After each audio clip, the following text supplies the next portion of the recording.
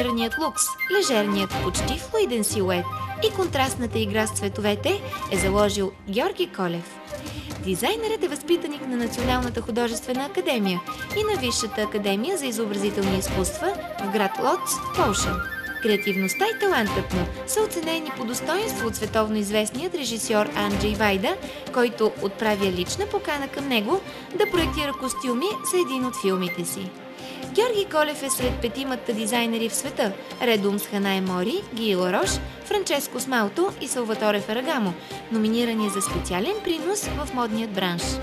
Колекцията му за сезон есен-зима 2007-2008 доказва, че българските творци притежават потенциала да работят на висотата на световната модна сцена.